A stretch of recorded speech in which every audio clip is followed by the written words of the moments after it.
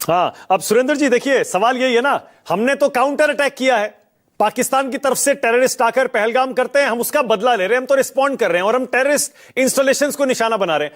अब अगर पाकिस्तान रिटेलिएट करता है सुरेंद्र जी, क्या दुनिया भर में आपको लगता है प्रेशर पाकिस्तान पर पड़ेगा कि युद्ध की शुरुआत आप कर रहे हैं? क्योंकि उसके बाद तो ऐसा लगेगा ये रुकने वाला नहीं है। देखिए, मैंने एक लेख लिखा था कुछ दिन पहले, 1947 से लेकर अब तक 4 बार पाकिस्तान ने युद्ध लड़ा इंडिया से, चारों बार हारे हैं, तब भी उन्होंने कोई पाठ नहीं सीखा।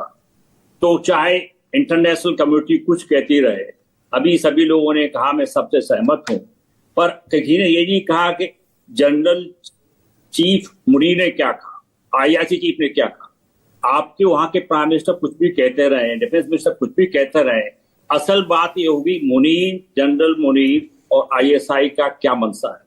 मैं नहीं समझता कि पिछले 75 साल में उन्होंने कोई ऐसा पाठ सीखा है कि आगे उस तरह के टेररिस्ट कैंप नहीं लगाएंगे या उनको ट्रेनिंग नहीं देंगे या इंडिया के खिलाफ नहीं भेजेंगे।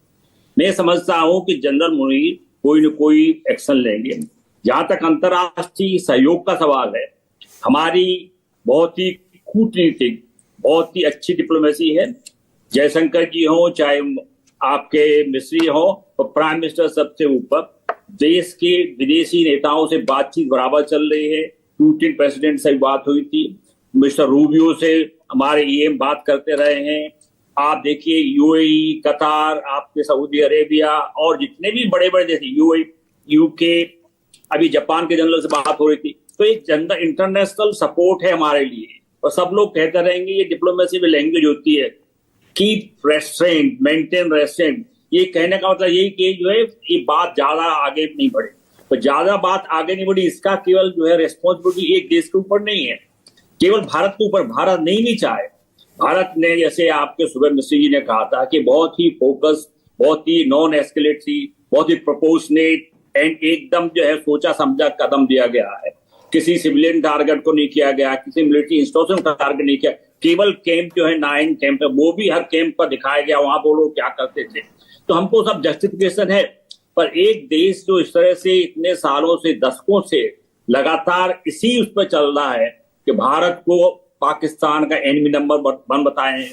वहां की आर्मी एक बहुत बड़ी बिजनेस एम्पायर है, वहां के जनरल्स इतने सालों से जो लगे हुए हैं, वो अपनी सत्ता को नहीं छोड़ सकते। उन सत्ता में रहने के लिए जरूरी है किसी को एनिमी बताएं, तो हिंदुस्तान को एनिमी बताना उनका एक मकसद रहा है।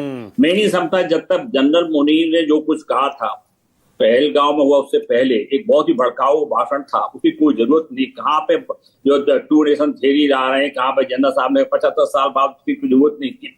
पर जिस तरह से वो भड़काऊ भाषण देते हैं, जिस तरह से उन्होंने एक टेम्पो ऊपर किया है, उनकी फेस सेविंग के लिए उन्हें कुछ न कुछ करना पड़ेगा। अब ये देखना है क्या करते हैं, क्या कर पाएंगे, उनको सपोर्ट कहां से मिलेगा।